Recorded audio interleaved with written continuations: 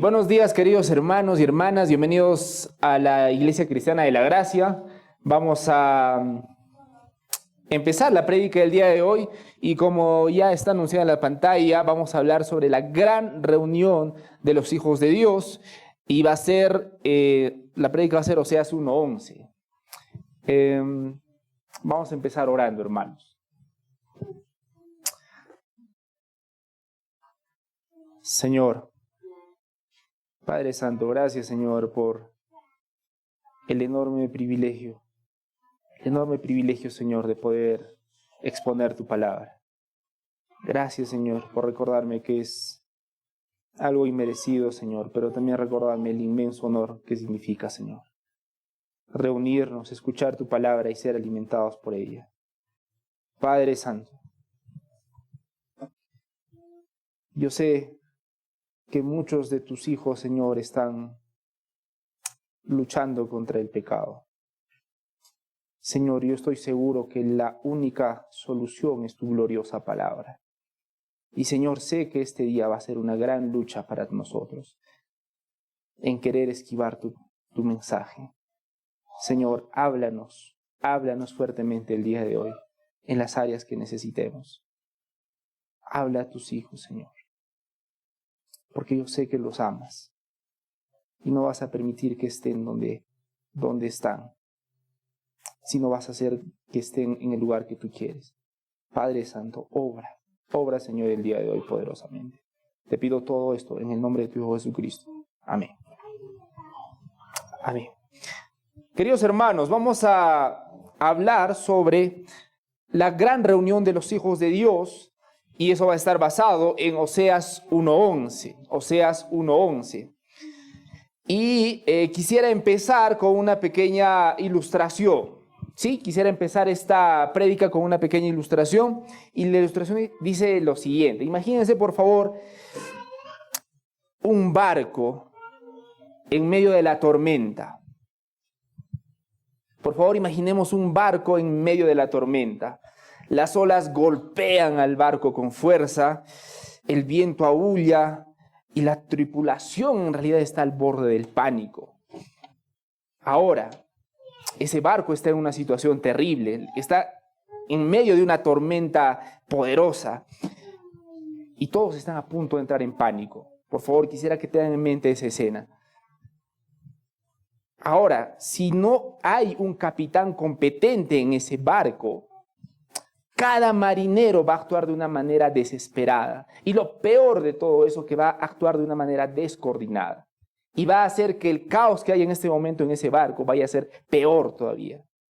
Esa va a ser la gravedad si no existe un capitán competente en ese momento.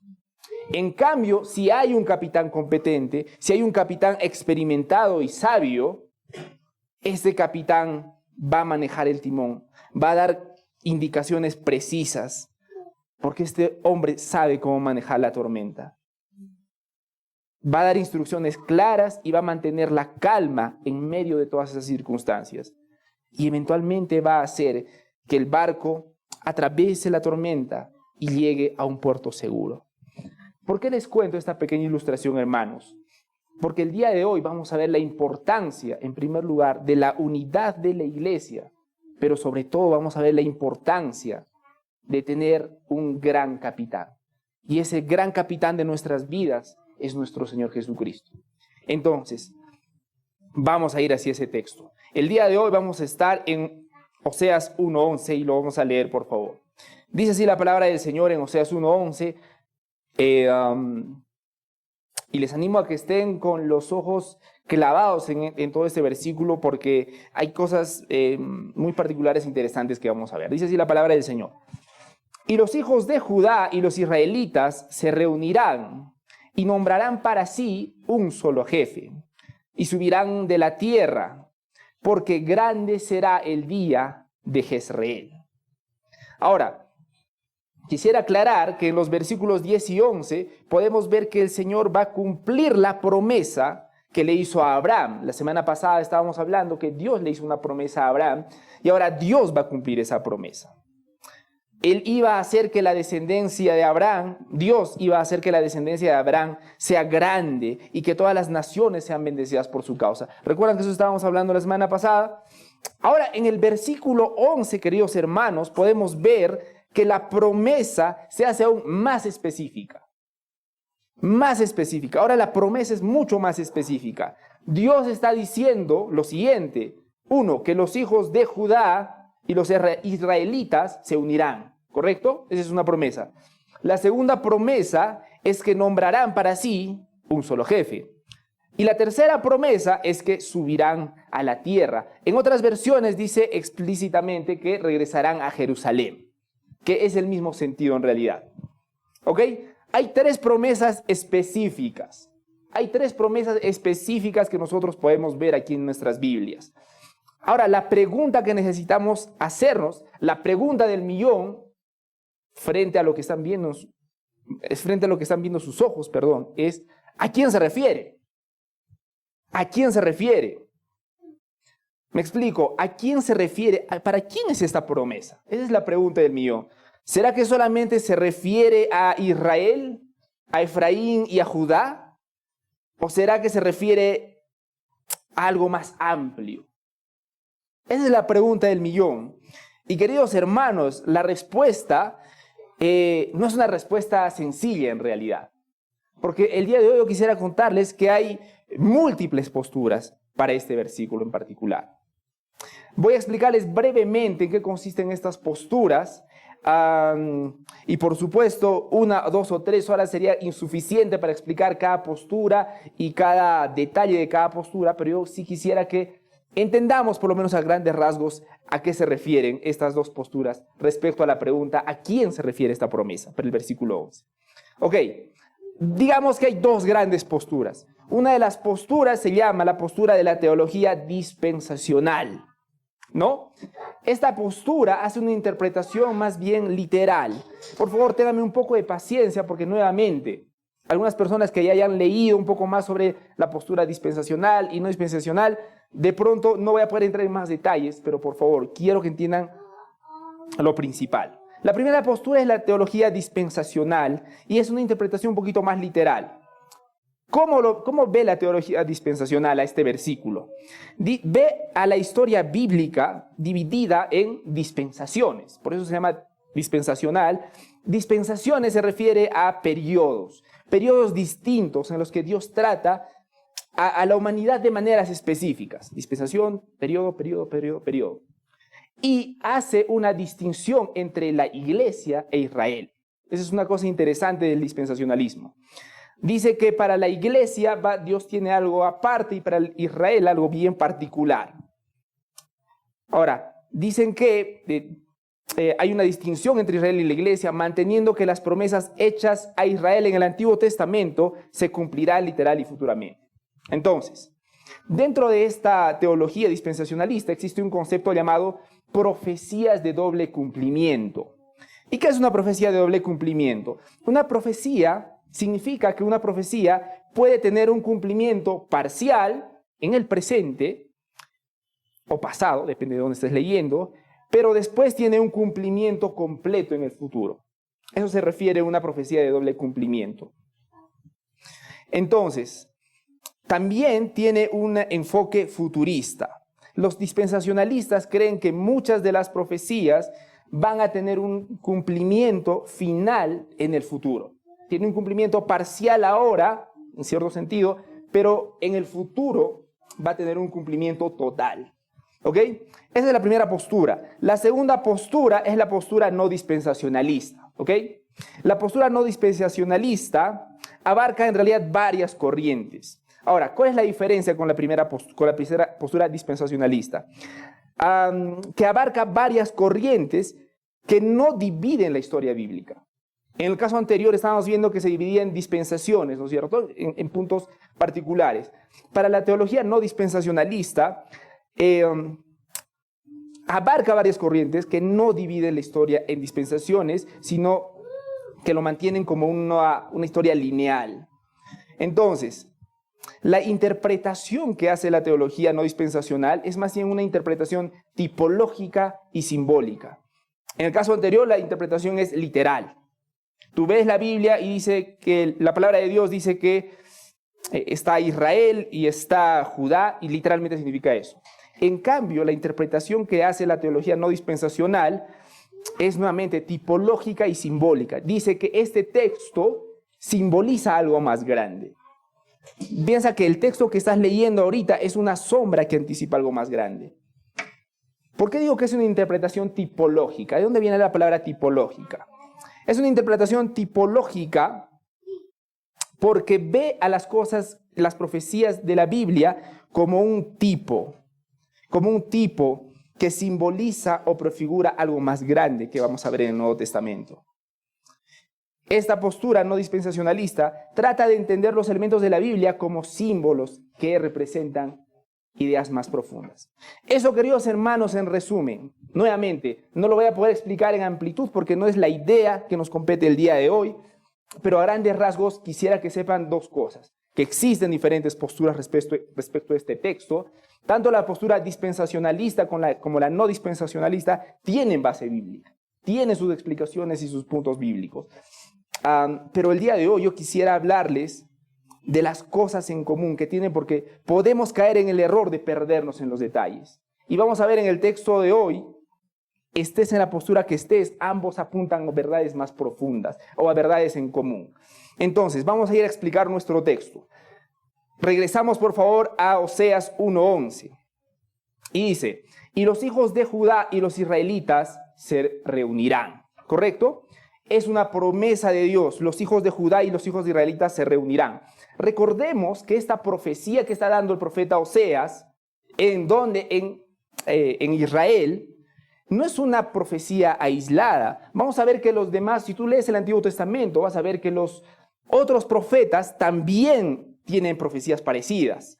Isaías y Jeremías, por ejemplo, que vivieron en tiempo de crisis, hicieron una profecía similar, la misma profecía con diferentes palabras. Ahora, recordemos que Isaías y Jeremías, mientras Oseas estaba profetizando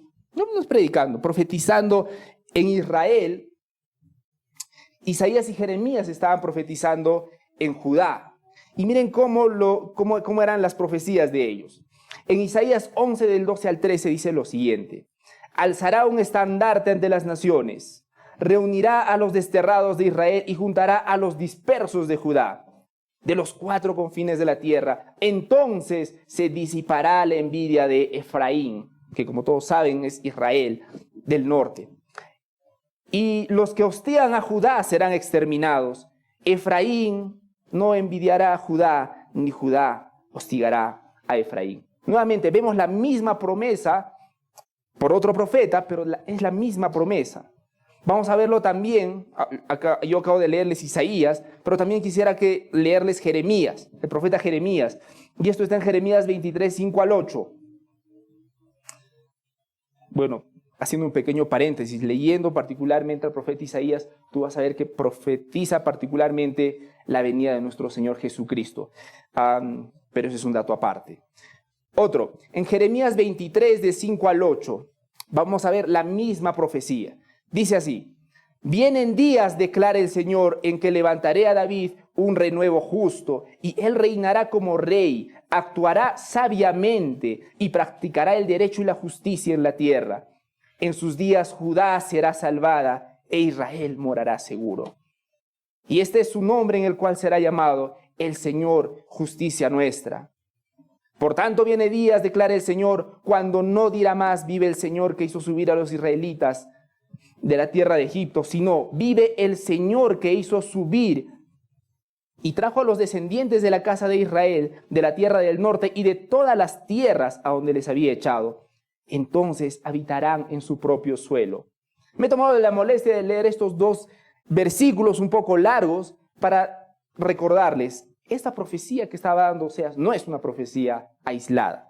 Es una realidad, es una promesa de Dios en la que coincidían también los demás profetas que estaban hablando en otros lugares. Nuevamente, nosotros ya les he anticipado que hay 2 posturas. ¿A quién es específicamente esta promesa? Pero como no vamos a discutir las diferencias, sino que vamos a hablar hoy día las cosas que tienen en común, yo quisiera decirles que toques el enfoque que toques, dispensacionalista o no, ambos enfoques valoran ¿qué? La unidad del pueblo de Dios. Acá el mensaje importante, queridos hermanos, es la unidad del pueblo de Dios.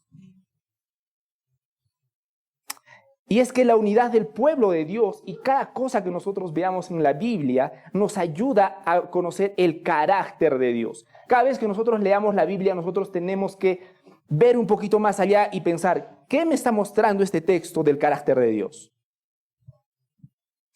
Y eso me lleva al punto número 1, queridos hermanos. Y el punto número 1 es que Dios quiere que su pueblo esté unido. Noten que no estoy diciendo que es una bonita idea, que es una, no sé, un bonito sentir. Es la voluntad de Dios. Dios quiere que su pueblo esté unido. Y quiero que lo escuchen, queridos hermanos. La voluntad de nuestro Señor es que su pueblo esté unido. Y por favor, para explicarlo esto de mejor manera, quisiera que me acompañen a Juan 17. Vamos por favor a Juan 17 y vamos a leer del 20 al 23. Juan 17 del 20 al 23. Ayúdeme por favor cuando ya lo tenga. Amén. Lo hermoso de este texto, queridos hermanos, es nuestro Señor Jesucristo orando. Él está orando porque se va a alejar de sus discípulos y va a hacer una serie de oraciones, Jesucristo, antes de irse. Y vamos a leerlo del 17, del 20 al 23. Dice así la palabra del Señor. Mas no ruego solamente por estos. Ojo, acuérdense, ese momento Jesucristo está orando con sus discípulos, ¿correcto? Primero hace una oración a sus discípulos. Sería fascinante que lean todo el versículo, todo el capítulo, perdón. Pero luego dice, mas no ruego solamente por estos. Un paréntesis nuevamente. Esa oración que Jesús hace por sus discípulos es preciosa y tiene mensajes profundos también. Así que nuevamente les animo a leer todo el capítulo. Pero seguimos. Dios, nuestro Señor Jesucristo, está orando. Ha orado ya por sus discípulos y ahora va a orar por alguien más. Dice, mas no ruego solamente por estos, ese momento por sus discípulos, sino también por los que han de creer en mí por la palabra de ellos. Sino también por los que han de creer de mí por la palabra de ellos. En otras palabras, ¿por quién estaba orando en este momento, en este versículo? Está orando por muchos de nosotros, por ti y por mí. Y esto es maravilloso, hermanos, porque nosotros cuando vamos a evangelizar, cuando vamos a compartir la palabra de Dios, oramos para que Dios haga su obra. Señor, por favor, obra en aquellos que tú vayas a obrar. Señor, haz que ellos crean en ti. Pero la realidad es que nosotros no sabemos quiénes van a creer en Dios, ¿correcto? Nosotros no sabemos quién va a creer en Dios. Pero Jesucristo, cuando hace esta oración, conocía perfectamente por quiénes estaba orando. Y yo quiero detenerme acá porque quisiera que vean la maravilla de ese momento. En ese momento Jesús, en su omnisciencia, estaba viéndonos a cada uno de nosotros. Y estaba orando por nosotros. Mas ruego no solamente por estos, sino también por los que han de creer en mí. En este momento, querido hermano, donde están puestos tus ojos, tienes a tu Señor y Salvador pensando, intercediendo y orando por ti. Y eso es maravilloso, hermanos. Pero vamos a continuar, versículo 21. Porque miren, en primer lugar, el Señor ora por los creyentes, ora por muchos de nosotros. Pero miren que después en el versículo 1 dice, ¿para qué? A lo que voy es que tiene un propósito. ¿Para qué está orando Jesús en ese momento por ti y por mí? Y vamos a leerlo en este momento. Para que todos sean uno. Para que todos sean uno, como tú, oh Padre, en mí y yo en ti, que también ellos sean uno en nosotros. Pero no termina ahí, queridos hermanos, porque para muchos de nosotros la unidad simplemente es un momento bonito, un momento de reunión, un momento jovial, no sé. Pero para la palabra de Dios, esta reunión era de suma importancia. De suma importancia. No sé qué idea tengas tú para la unidad de la iglesia. Si yo les pregunto a cada uno de ustedes, ¿es importante la unidad de la iglesia, que estemos unidos? Todos van a decir sí. Pero yo no sé si tú sabes por qué es importante. Y en este momento vas a ver por qué es importante la unidad de la iglesia. Y dice acá la palabra del Señor, estamos en el versículo 21, para que el mundo crea que tú me enviaste. Fíjense, hermanos, cómo era la mentalidad de nuestro Señor Jesucristo. Él está intercediendo por nosotros. Él está orando por nosotros. Él está pidiendo que haya unidad en nosotros. Pero la finalidad, miren, dentro de esa unidad hay cosas hermosas. Podemos cargar nuestras cargas, podemos conocernos mejor, podemos animarnos en tiempo de dificultad, podemos hacernos pisar tierra cuando estemos tomando decisiones tontas, por suavizar la palabra. Tiene sus grandes ventajas estar unidos, pero para la palabra del Señor lo más importante es esto: para que el mundo crea que tú me enviaste. Y la gran importancia, nuevamente, queridos hermanos, nosotros estamos unidos. Más allá de todas esas bendiciones y ventajas que les he mencionado, nosotros estamos unidos para la gloria de Dios, para glorificarlo a Él. Versículo 22, la gloria que me diste yo les he dado, para que sean uno, así como nosotros somos uno. Fíjense que el Señor Jesucristo está orando a Dios Padre, el Dios Hijo le está orando a Dios Padre, y le está diciendo, nosotros somos uno. Y eso nos ayuda a recordar que la unidad de los creyentes se fundamenta en la unidad entre el Padre y el Hijo. No nos olvidemos de eso, hermanos. Yo en ellos y tú en mí, para que sean perfectos en unidad. Miren, hermanos, el énfasis que hace Jesucristo en la unidad de su pueblo. Yo en ellos, tú en mí, para que sean perfectos en unidad. Y la palabra, y Jesucristo insiste, para que el mundo conozca que tú me enviaste y que los has amado a ellos, como también así me has amado. Una de las cosas que más nos cuesta entender, queridos hermanos, es que Dios nos ama. Es que Dios nos ama. Y una de las formas en la que Dios nos demuestra su amor es a través de su iglesia. Es a través de tus hermanos. Y muchos de nosotros tomamos la decisión de apartarnos. Y es una decisión no solamente peligrosa, sino es totalmente antibíblica. Y por lo tanto que va en contra de Dios. Tenemos que recordar, queridos hermanos, que nosotros los cristianos, o los que nos llamamos cristianos, somos una comunidad de fe. Somos una comunidad de fe. ¿A qué me refiero con eso? Me refiero a que, en primer lugar, somos salvados de manera individual o colectiva. Somos salvados de manera individual. Yo no puedo creer por mi esposita, ni puedo creer en Jesucristo por Rafael. No lo puedo hacer. La salvación es individual.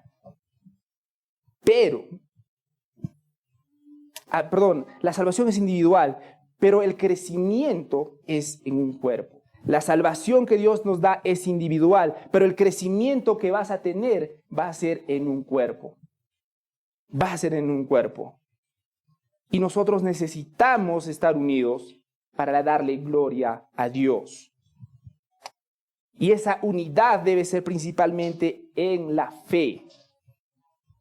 Noten esto, por favor. Esta unidad debe ser en la fe en Jesucristo, porque lamentablemente en muchas iglesias se permite todo tipo de barbaridades, todo tipo de tonterías y en realidad todo tipo de ofensas contra Dios en nombre de la unidad. Y eso también es incorrecto, queridos hermanos. ¿Debe haber unidad? Por supuesto que sí, pero unidad en la fe en Jesucristo. Y parece obvio lo que voy a decir, la unidad entre creyentes. En ningún momento la palabra de Dios habla unidad entre creyentes y no creyentes. Y nosotros necesitamos recordarlo. También es importante la unión. Esta unidad también se manifiesta de forma corporal. Tengo que aprovechar en decirlo. Y yo les voy a leer Hebreos 10:25. Dice la palabra del Señor: no dejando de congregarnos, como algunos tienen por costumbre, sino que exhortándonos, y tanto más cuando veis que aquel día se acerca. No dejemos de congregarnos, queridos hermanos. Y es mucho más difícil de congregarnos en este tiempo por el tema de la tecnología. Por el tema de la tecnología, entre otras cosas. Y yo recuerdo que en mis tiempos, cuando veíamos el televisor, solamente había un televisor en la casa, uno. Y para ver el televisor tú tenías que reunirte en familia. No sé si a alguno les ha pasado, pero tú tenías que reunirte en familia, prender la tele, te mandaban a veces a arreglar la antena, ¿no es cierto? Tenías que ser medio ingeniero ahí, tenías que arreglar para que toda una maravilla. Pero ver la televisión antes era un motivo de comunión en la familia. Lo era. ¿Cómo es ahora el día de hoy, queridos hermanos? Cada uno de nosotros tiene esta bendita máquina que le he puesto en modo avión y en modo basura en realidad, porque no sé dónde lo he botado. Pero cada uno de nosotros tiene ese bendito aparato que te muestra el programa que quieres ver, a la hora que quieres ver, el tiempo que quieres ver. Para ti solito, a tu gusto. Y lo más triste de todas las familias, y yo estoy seguro que todos lo han experimentado, están todos juntos comiendo en familia, ¿y qué pasa? Sacan esa tontería. Discúlpenme el uso de la palabra, queridos hermanos. ¿Dónde está el tiempo de comunión? ¿En qué momento nosotros hemos olvidado la noción de comunión, hermanos? Hemos perdido ciertamente la comunión en familia, y por supuesto que muchos de nosotros también hemos perdido el sentido de comunión en la iglesia. Y esa no es la voluntad de Dios, hermanos. Quisiera recordar nuevamente, la voluntad de nuestro Señor es la unidad de su iglesia. Que no dejemos de congregarnos. Porque muchos de nosotros, algunos de nosotros no venimos a la iglesia. Claro, porque hay internet, ¿no? Puedo ver a mis predicadores favoritos. Puedo ver, no sé, a Sugel Michelén. Nunca digo bien el nombre. Así es el nombre, pastor. Primera vez. Miguel Núñez, Sproul, que son predicadores fascinantes. Lo tengo que decir. Pero la Biblia dice que no dejemos de congregarnos. Esa gran bendición que ha permitido Dios para que la palabra de Dios esté más cerca y los mensajes estén más cerca de nosotros, nosotros podemos utilizarlo para desobedecer a nuestro Señor.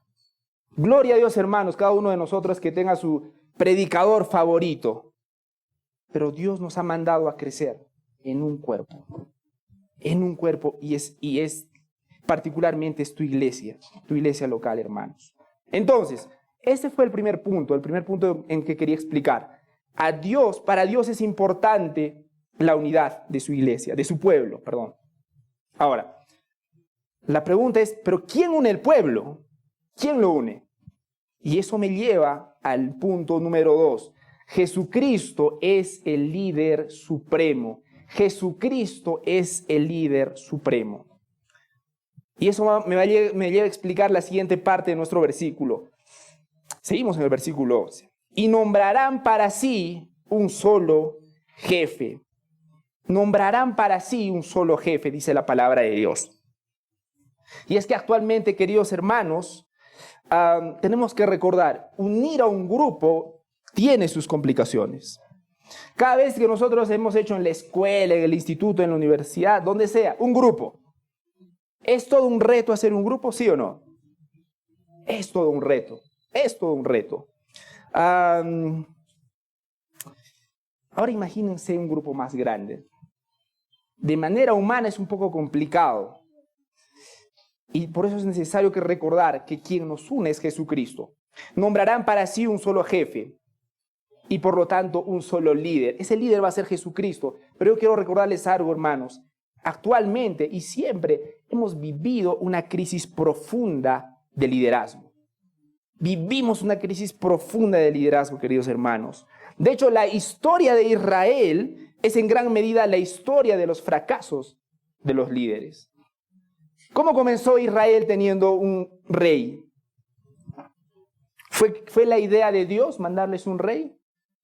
Les recuerdo que fue la idea de Israel. ¿Por qué? Porque querían tener lo que los demás tienen. Y Dios les dio su capricho, por así decirlo. Y a partir de ahí nosotros vemos líder tras líder tras líder fallando. Pero la triste realidad es que nosotros no somos diferentes. Esta crisis de liderazgo se ve desde la familia. Hermanos, yo quiero preguntarles, ¿cuántas personas ustedes conocen? ¿Cuántos matrimonios ustedes conocen, en primer lugar? No sé si muchos o pocos, pero mi siguiente pregunta es, de todos los matrimonios y parejas que conoces, ¿cuántos de todos esos matrimonios son matrimonios sólidos? Matrimonios sólidos que tú puedas ver que son un ejemplo para tu vida. Son muy pocos, son contadísimos. Yo he tenido el honor de ver algunas de esas parejas. ¿Y saben qué tienen en común? Esas parejas, hermanos, no tienen una aureola en su cabeza. Tampoco tienen unas alas impresionantes los esposos. No. Lo que tienen en común esas parejas, el varón y la mujer, es que ambos tienen una vida centrada en Jesucristo. Tienen sus diferencias, tienen sus momentos bajos, pero ambos tienen una cosa bien clara, que la centralidad de su vida no es en su esposo ni en su esposa, sino principalmente en Jesucristo. Y después de ahí, todo cae en orden. Y también esa crisis lo podemos ver en nuestro gobierno, hermanos, en nuestros gobiernos. Pero voy a volver al punto, Jesucristo es nuestro líder supremo. ¿Cómo es posible que de tantas personas que nosotros somos, con tantas personalidades, con tantas diferencias, con tantas historias detrás, estemos unidos? ¿Cómo? En primer lugar, yo les digo, ¿cómo no? No vamos a estar unidos por nuestras buenas intenciones. No vamos a estar unidos por nuestra fuerza de voluntad. Vamos a estar unidos por nuestra fe en Jesucristo. ¿Por qué les digo, hermanos? Porque aunque la unidad suena como un concepto bien hermoso, bien bonito, es como todos agarraditos de la mano, haciendo una ronda hermosa y viviendo para la gloria de Dios. En la vida real, cada uno de nosotros tiene problemas, tiene dificultades, tiene prejuicios. Voy a usar nuevamente esa palabra, tiene sus fronteras. Cada uno de nosotros, cada uno de nosotros. Pero en medio de todo eso, queridos hermanos, necesitamos recordar que solamente nuestra fe en Jesucristo va a prevalecer a pesar de todas nuestras diferencias. Cuando nosotros perdemos el punto de que nuestra fe está en Jesucristo, en lo que Él hizo con nosotros, cuando venga la menor fricción entre nosotros, eso va a explotar. Y es algo que nosotros hablamos en la clase de premembresía, no sé si lo recuerdan, estamos hablando en la clase de premembresía. Les estaba dando una triste noticia a mis hermanos, y es que los roces sí o sí van a llegar. Los roces y las fricciones, los malos entendidos entre nosotros, sí o sí van a llegar. Y yo ya sé lo que están pensando algunos de ustedes. No, pues que si supiera mi caso con ese hermanito, eso no es un malentendido. Ese hermano está mal. No, también puede ser que sea cierto. Pero lo que quiero decir, queridos hermanos, es que los roces y las dificultades van a venir. Y que Dios nos dé la sabiduría de ver a Dios más grande que nuestras diferencias. Que lo sea. ¿Cómo va a ser posible la unidad de la iglesia, hermanos? Va a ser posible cuando todos estemos con la mirada en Jesucristo. Por favor, quisiera que todos me acompañen a Colosenses 1:18. Colosenses 1:18.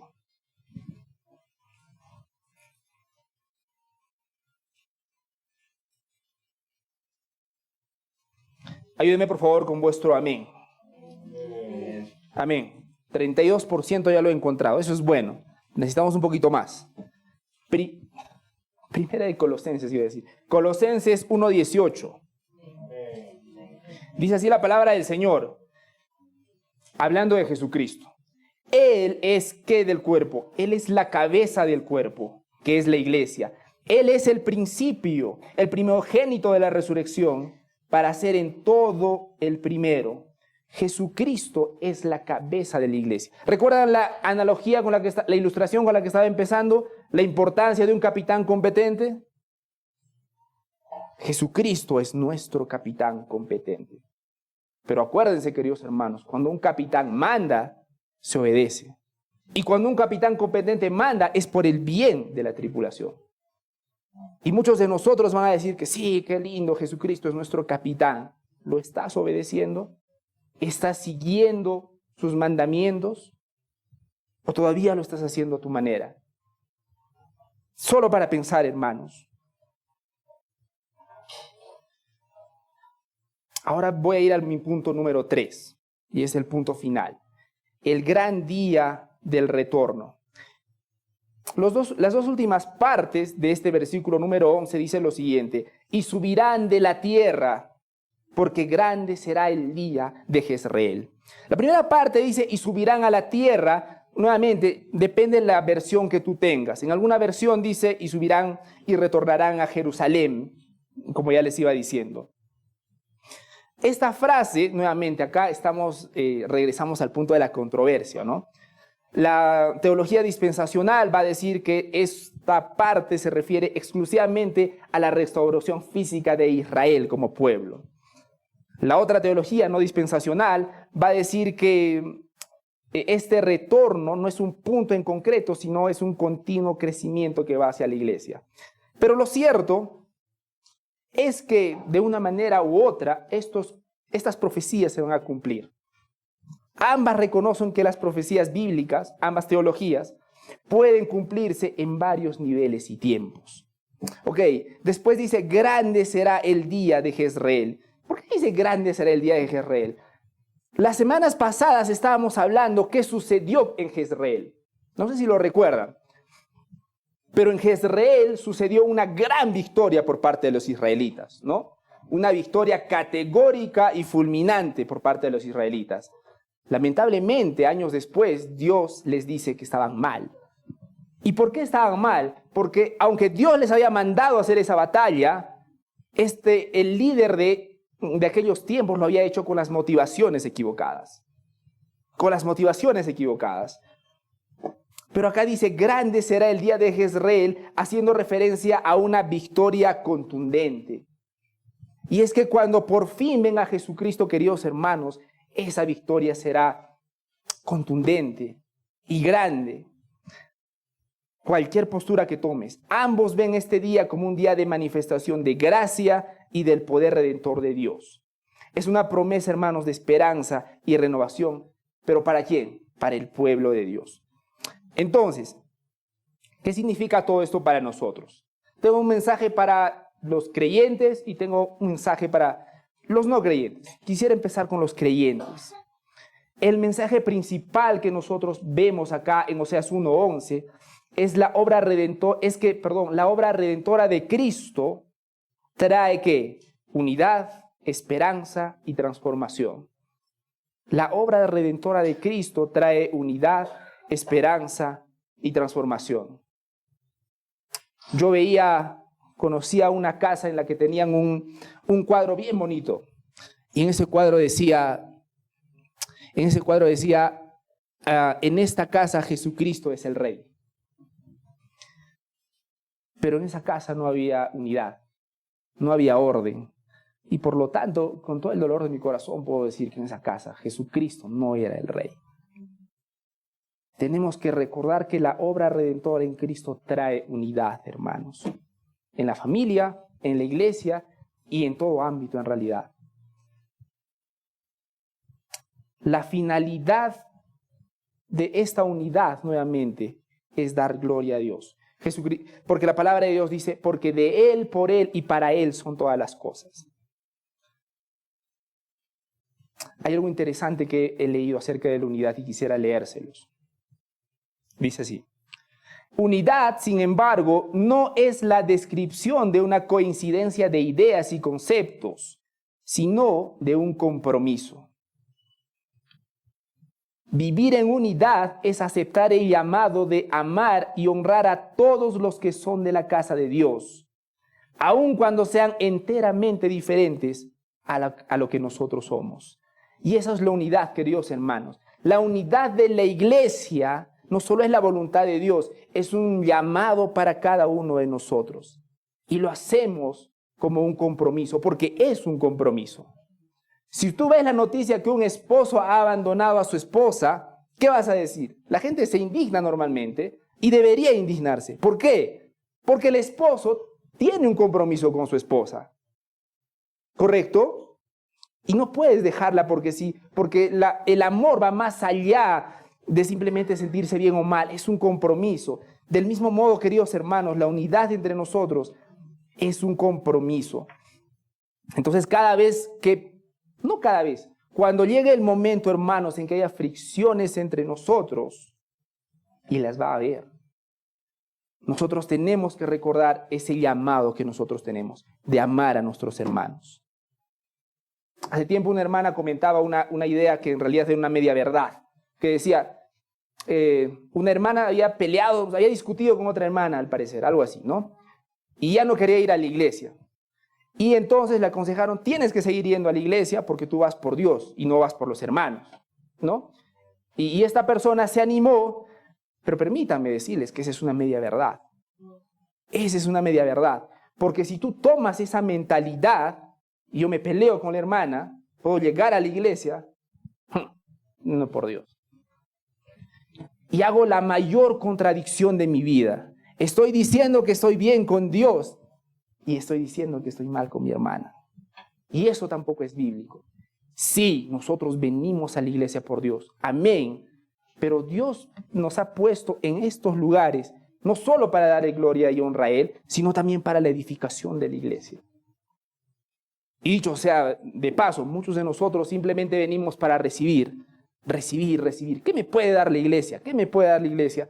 Pocos. La realidad es que pocos piensan, ¿qué puedo dar yo a la iglesia? ¿Qué puedo dar yo a mis hermanos? Y ruego a Dios que eventualmente esa sea nuestro sentir, en verdad. En Efesios 4:1 yo quiero leerles, dice, yo pues preso en el Señor, es Pablo hablando, os ruego que andéis como es digno de la vocación con que fuisteis llamados, con toda humildad y mansedumbre, soportándoos con paciencia los unos a los otros en amor. Por favor, apúntelo, Efesios 4:1.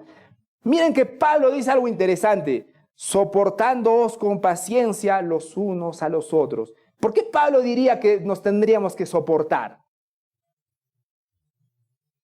No somos una unidad, unos hermanitos, genial, que todos estamos bien. Porque Pablo sabía que aún el pecado mora dentro de nosotros. Nuestro egoísmo muchas veces nos consume. Y cada vez que nosotros peleamos los unos a los otros, al final vamos a llegar a la misma conclusión. Es nuestro egoísmo. ¿Por qué me ofende tanto lo que me ha hecho mi otro hermano? Yo les voy a decir, es mi egoísmo. ¿Sabes qué tienen en común el 99% de quejas? Todas las quejas es, ¿y por qué no se pone en mi lugar? Entonces, la parte ofensora dice, ¿por qué no se pone en mi lugar? Y la parte ofendida dice, ¿por qué no se pone en mi lugar? Y no es la actitud correcta, queridos hermanos. Y es el mandamiento que nos da la palabra de Dios. A mí me parece muy interesante. Os ruego que andéis como es digno de vocación, con toda humildad y mansedumbre, soportándoos con paciencia los unos con los otros. No solamente estamos llamados a soportarnos, porque muchas veces tú puedes tener a alguien que te cuesta y puedes soportarlo en el mal sentido de la palabra.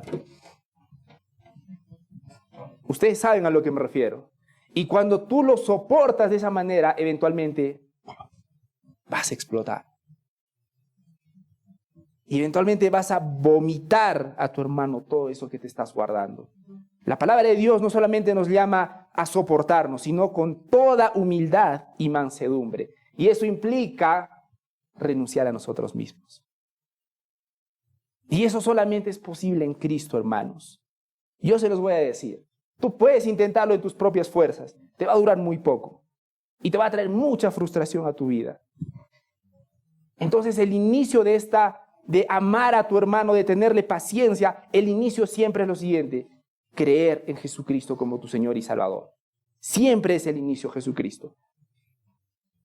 Entonces, esta verdad nos ayuda a refutar uno de los grandes obstáculos para practicar la unidad.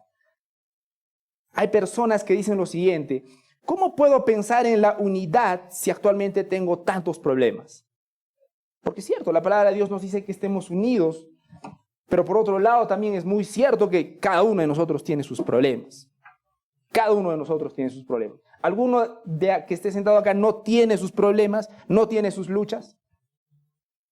todos tenemos nuestras luchas, hermanos. Pero la verdad es que miren cómo dice en Gálatas 6:2. Porque la lógica es la siguiente: yo tengo mis problemas, necesito solucionar, y bueno, cuando solucione mis problemas, ya bueno, me involucraré, ayudaré en lo que pueda a la iglesia. Pero mira lo que dice la palabra de Dios en Gálatas 6:2. Sobrellevad los unos. No, vamos, por favor, vamos a Gálatas 6:2. Les animaría a que lo resalten. Gálatas 6:2. Ayúdenme, por favor, con vuestro amén cuando yo lo encuentre. Gálatas 6:2.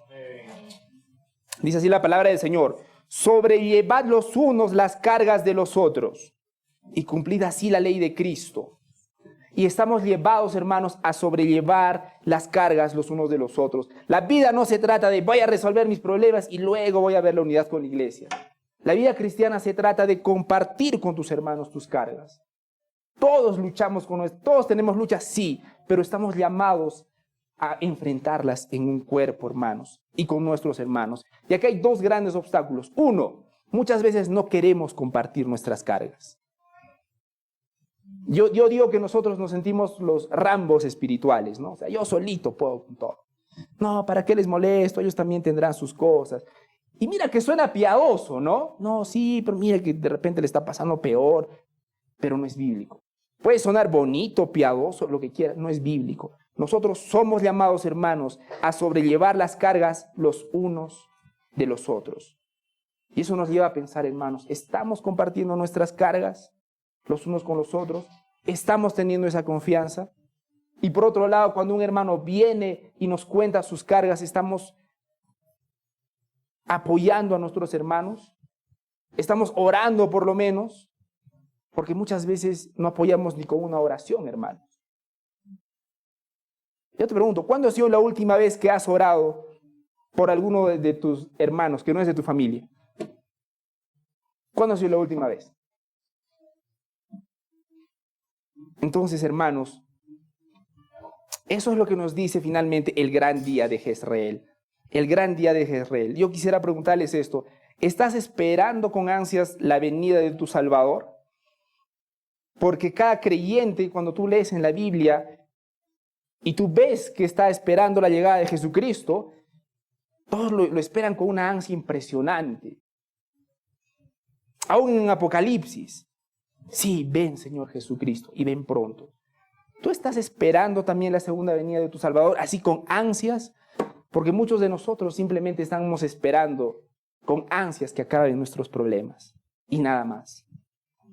Entonces, hermanos, necesitamos tener una esperanza en la promesa de Dios.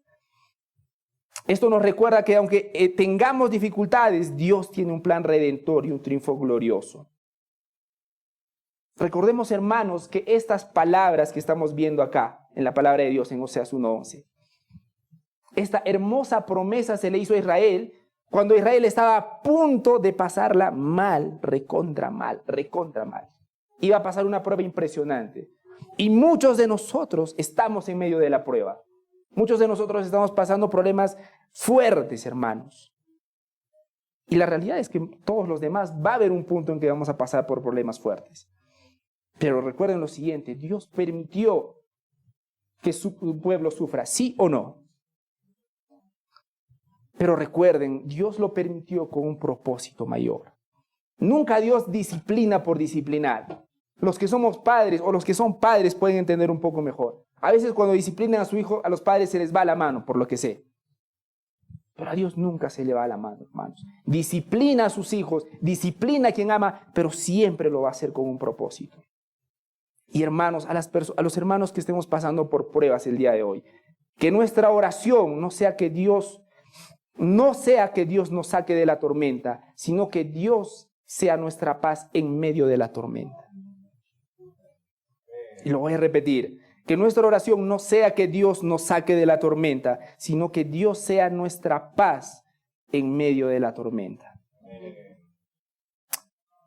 Y para eso quisiera recordarles lo que dijo Jesús en Lucas 12:22. Dijo luego a sus discípulos: por tanto os digo, no os afanéis por vuestra vida. Hermanos, a los que estamos pasando por dificultades fuertes, Jesucristo dice esto: no os afanéis por vuestra vida, qué comeréis, ni por el cuerpo, qué vestiréis. la vida es más que la comida y el cuerpo más que el vestido. Y más adelante en el versículo 32 dice, no temáis, manada pequeña, porque a vuestro Padre le ha placido daros el reino. Una vez, queridos hermanos, los que estamos pasando problemas y dificultades, todo esto va a pasar. Y cuando pase, estaremos con nuestro Padre Celestial, gozándonos en su presencia. Y la vista en eso, hermanos, debería ser un motivo suficiente para seguir dando la buena batalla de la fe. Lo digo, hermanos, porque todos somos tentados, hermanos, todos somos tentados a sucumbir, a claudicar. Y pensamos que el problema que estamos... Yo no quiero disminuir, hermanos, los problemas que todos pasamos. No quiero decir que no importa. Importa. Hay personas que nos han fallado, que nos han herido. Es cierto. Pero, hermanos, la vida no solamente es eso. Dios tiene un final glorioso para sus hijos. Y por eso Jesucristo dijo, no temáis, manada pequeña, porque a vuestro Padre le ha placido daros el reino. Y finalmente tengo un mensaje para los no creyentes. Recuerda que todas estas promesas gloriosas solamente se cumplen en Cristo. Jesucristo dijo algo muy importante. Yo soy el camino, la verdad y la vida. Nadie viene al Padre si no es por mí. Significa, hermanos, que cualquier otro camino es un camino de perdición. Significa que cualquier otra verdad que no sea Jesucristo es una mentira. Y significa que cualquier otra cosa que no sea en Jesucristo no es vida, sino es muerte. Jesucristo dijo, yo soy el camino, la verdad y la vida. Nadie viene al Padre si no es por mí. Así como las promesas para los creyentes son hermosas, al final las promesas para los no creyentes son igual de terribles. Voy a terminar este tiempo leyéndoles Juan 3:16, pero hasta el 21, porque a la gente le encanta leer Juan 3:16, pero no le gusta leer lo que dice de bajito. Juan 3:16 dice lo siguiente, porque de tal manera amó Dios al mundo que dio a su Hijo unigénito, para que todo aquel que en él cree no se pierda, sino tenga vida eterna. Porque Dios no envió a su Hijo para juzgar al mundo, sino para que el mundo sea salvo por él. El que cree en él no es condenado. Y miren las malas noticias en el versículo 18. Pero el que no cree ya ha sido condenado, porque no ha creído el nombre del unigénito Hijo de Dios. Y este es el juicio, que la luz vino al mundo. Y esto, hermanos, debería chocarnos. Voy a terminar con esto. Y este es el juicio, que la luz vino al mundo y los hombres amaron más las tinieblas que la luz, pues sus acciones eran malas. Porque todo el que hace lo malo odia la luz y no viene a la luz para que sus acciones no sean expuestas. Pero el que practica la verdad viene a la luz para que sus acciones sean manifestadas, que han sido hechas en Dios. Todas estas promesas son solamente en Cristo. Y si tú no crees en Jesucristo, no hay manera de suavizar este mensaje. Te espera la condenación eterna. No importa cuán bien le estés pasando. Dos mensajes. No importa cuán mal estás pasando. Si estás en Cristo, glorifica a Dios en medio de tu sufrimiento. Glorifica a Dios en medio de tu sufrimiento. Y si no eres creyente, no importa lo bien que le estés pasando. Hay un Dios. Y el problema con ese Dios es que es un Dios justo. Y la única salvación que Él ha provisto es a su único Hijo, Jesucristo. Vamos a orar. Padre Santo, gracias, Señor, por este tiempo. Gracias, Dios mío, por tu gloriosa palabra. Señor, ayúdanos, Señor, a conocerte verdaderamente. Que tú seas el verdadero capitán de nuestras almas. Pero no solamente de palabras, sino de hechos, Señor. Padre Santo, tú conoces cada una de nuestras debilidades. Señor, tú las conoces. Padre Santo, tú nos viste desde que éramos un insignificante y pequeño feto. Señor, conoces cuáles son nuestras debilidades. Conoce, Señor, cuáles son nuestras tentaciones. Padre Santo, ayúdanos a creer que tú eres más grande que todo eso. Señor, perdónanos por cada vez que solamente pensamos en nosotros y en nuestra comodidad. Ayúdanos, Señor, a pensar en tu gloria. Ayuda a mis hermanos, Señor, a tomar decisiones pensando no en sus comodidades, sino pensando, Señor, en qué cosa que ellos hagan glorifique más tu nombre. Padre Santo, obra en tu pueblo, Señor. Te pido todo esto en el nombre de tu Hijo Jesucristo. Amén.